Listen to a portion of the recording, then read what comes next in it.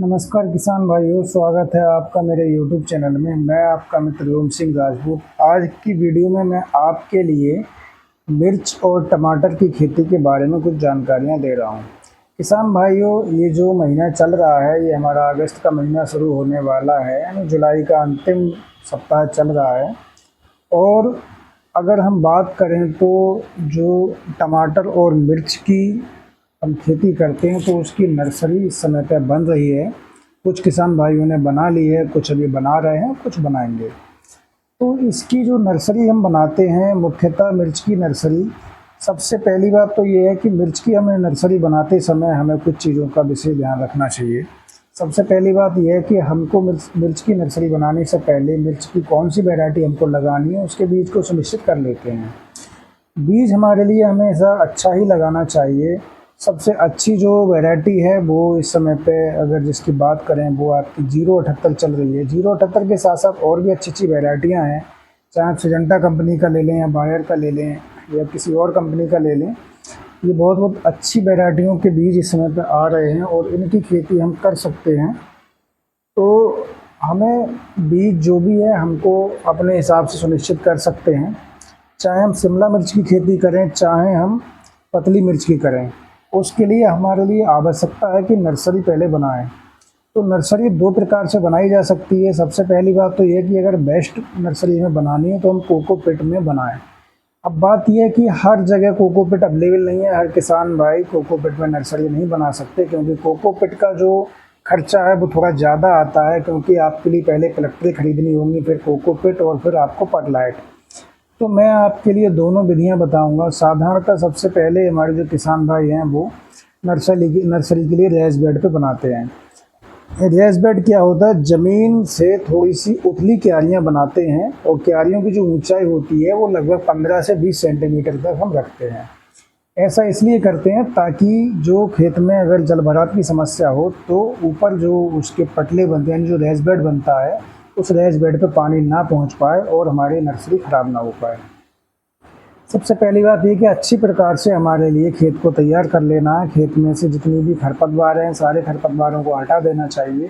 इसके पश्चात खेत में हमको कंपोस्ट मिलाकर और मिट्टी को भुरभुरा करके अच्छे से हमको रेस बेड बनाने होते हैं। रेस बेड बनाते समय हमको ये ध्यान रखना है कि लगभग 15 से 20 सेंटीमीटर तक की ऊंचाई रेस बेड की रखनी है और चौड़ाई हमारे लिए रेस बेड की 1 मीटर से लेकर 1.25 मीटर तक की चौड़ाई रखते हैं।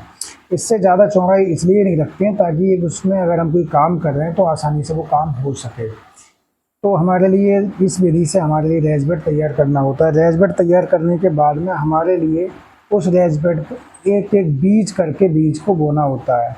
रेस बेड पर एक एक बीज करके इसलिए बीज को बोते हैं जिससे कि हमारा जो भी बीज है वो पूर्णतः अच्छी प्रकार से बीज हमारा तैयार हो जाए और हमारा जो नर्सरी का जर्मिनेशन है वो बहुत अच्छे से हो और पौधा हमारे स्वस्थ रहें।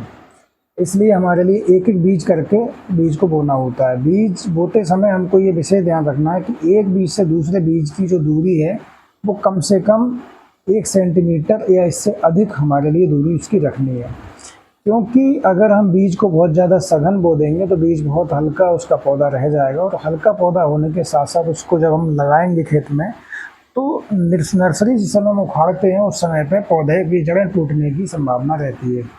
तो हमारे लिए विशेष ध्यान रखना है कि जो रेस बेड पर नर्सरी हमें बनानी है उसमें हमारे लिए एक एक बीज करके बीज को बोना है और बीज में 2 बीजों के बीच में 1 सेंटीमीटर का गैप ज़रूर होना चाहिए, जिससे कि अच्छे से बीज का अंकुरण हो और सारे की सारे पौधे हमारे उपयोगी रहें। किसान भाइयों, अगर हम प्लग ट्रे में नर्सरी बनाते हैं तो प्लग ट्रे में नर्सरी बनाने के लिए हमें बहुत ज़्यादा परेशानी नहीं आती है, क्योंकि प्लग ट्रे में अपने आप से उसमें जो होल होते हैं वो काफ़ी गैप होता है और एक होल में हम एक बीज को बोते हैं। इस तरीके से हम प्लग ट्रे में नर्सरी बो देते हैं। प्लग ट्रे में नर्सरी बोने का एक फ़ायदा ये भी है क्योंकि वो आपका कोकोपीट में बीज तैयार होता है। तो कोकोपीट में जब हम नर्सरी तैयार करते हैं उसमें किसी प्रकार का कोई फंगस नहीं लगता है, क्योंकि जो कोकोपीट होता है वो फंगस रहित होता है और वो एक लैब में अच्छे से तैयार किया जाता है जिसमें भी किसी प्रकार के फंगस नहीं आ पाते हैं।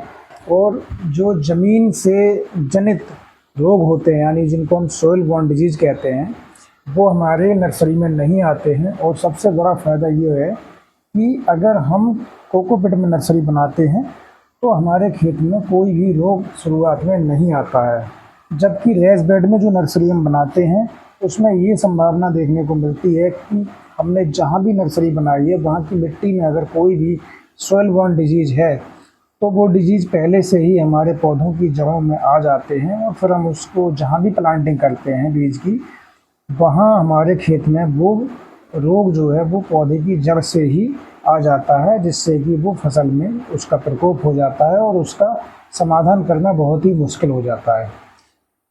तो जो कोकोपीट में नर्सरी तैयार की जाती है उसका सबसे बड़ा फ़ायदा यही है कि रोग रहित पौधा आपका होता है और 1-2 महीने तक खेत में कोई ऐसा रोग नहीं आता है जिससे कि किसानों के लिए बहुत ज़्यादा समस्या उठानी पड़े। तो अगर संभावना अगर है कि आप रेस बेड में नर्सरी बना सकते हैं तो रेस बेड में ही नर्सरी बनानी चाहिए। इससे सबसे बड़ा फ़ायदा ये है कि आपका जो पौधे हैं, जो भी बीज हैं, उनका 100% जर्मिनेशन होता है। 100% जर्मिनेशन के साथ साथ आपके जो पौधे होते हैं पौधों में रोग नहीं आते हैं। तो आप इस तरीके से नर्सरी को तैयार कर सकते हैं। नर्सरी तैयार करने के बाद में हमारे लिए खेत की प्लांटिंग करते हैं। खेत में जब हम पौधे की प्लांटिंग करते हैं तो पौधे की प्लांटिंग करते समय हमको ये विशेष ध्यान रखना है, अगर कहीं भी हम प्लांटिंग कर रहे हैं, अगर पॉली हाउस में कर रहे हैं तब भी उसके अनुसार हमारे लिए डिस्टेंस रखनी है, और हम खुले खेत में कर रहे हैं तब भी हमारे लिए एक पौधे से दूसरे पौधे की जो दूरी है वो 30 सेंटीमीटर से लेकर 45 सेंटीमीटर तक रखते हैं, और लाइन से लाइन की दूरी जो है वो हम 2 फीट की रखते हैं, यानी कि 60 सेंटीमीटर लाइन से लाइन की दूरी को रखा जाता है। ऐसा इसलिए करते हैं ताकि जो पौधा है पौधे की अच्छे से विकास हो पाए, और अच्छे से जब विकास होगा, अच्छे से जब पौधे का विकास होगा तो फिर पौधे में शाखाएँ अच्छी आएंगी, और अच्छी शाखाएँ आएंगी तो उसमें फलों का उत्पादन बहुत अच्छा होगा। तो किसान भाइयों, इस तरीके से हम मिर्च और टमाटर की खेती को कर सकते हैं। ये जो टाइम है ये बहुत ही बेस्ट टाइम है मिर्च की खेती करने के लिए और टमाटर की खेती करने के लिए। इस समय पे किसान भाई टमाटर और मिर्च की नर्सरी खूब बना रहे हैं। किसान भाइयों, मिर्च और टमाटर के साथ साथ हम चाहें तो बैंगन की खेती भी कर सकते हैं, लेकिन बैंगन की खेती अब से लगभग 1 महीना पहले बैंगन की प्लांटिंग हो चुकी है, तो बैंगन की खेती भी चल रही है, बैंगन खेतों में आना भी शुरू हो गया है। और जो लेट वाला बैंगन है उसकी समय पर नर्सरी बनाकर किसान भाई उसकी भी प्लांटिंग कर सकते हैं, उसमें भी अच्छा फ़ायदा आपको मिल पाएगा। किसान साथी, इसके साथ साथ आप चाहें तो गोभी की नर्सरी भी इसी टाइम पे बना सकते हैं, क्योंकि गोभी का भी जो प्लांटिंग का टाइम है वो आपका स्टार्ट हो चुका है, और गोभी जो अगाई गोभी करते हैं उसके लिए यही सबसे बेस्ट टाइम है। तो गोभी की खेती करने का भी ये उचित समय है और किसान भाई इसकी खेती भी कर सकते हैं। मेरा उद्देश्य ये था कि मैं आज आपके लिए जो मिर्च और टमाटर की खेती है उससे रूबरू कराऊं, क्योंकि टमाटर और मिर्च की खेती में बहुत अच्छा मुनाफा किसान भाइयों को मिल सकता है अगर आप समय से उसकी खेती करेंगे तो। क्योंकि टमाटर की और मिर्च की जो खेती है उसमें उत्पादन ये मायने रखता है कि उत्पादन आपका किस समय पे निकल रहा है। जो आपकी शुरुआत में फसल तैयार हो जाएगी उसमें आपका अगर उत्पादन आता है तो आपके लिए रेट अच्छा मिलेगा। रेट अच्छा मिलेगा तो आपका जो प्रोडक्शन आ रहा है उसका आपको अच्छे से फ़ायदा मिल पाएगा और आप अच्छे से अपनी खेती से मुनाफा कमा पाएंगे। तो किसान भाइयों, उम्मीद करता हूँ कि आपको जानकारी अच्छी लगी होगी और वीडियो आपको पसंद आई होगी। किसान भाइयों, इसी तरह से आप मेरे चैनल से जुड़े रहें और मैं आपको समय समय पर अच्छी से अच्छी जानकारियाँ प्रोवाइड कराता रहूँगा। आप इसी तरह से चैनल पर लगातार जुड़े रहें और वीडियो को देखते रहें।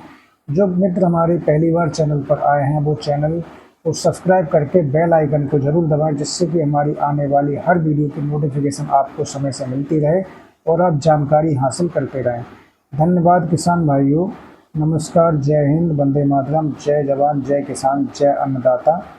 आप इसी तरह से हमारी वीडियो को देखते रहें और समय समय पर आप हमारा उत्साहवर्धन करते रहें। धन्यवाद किसान साथियों।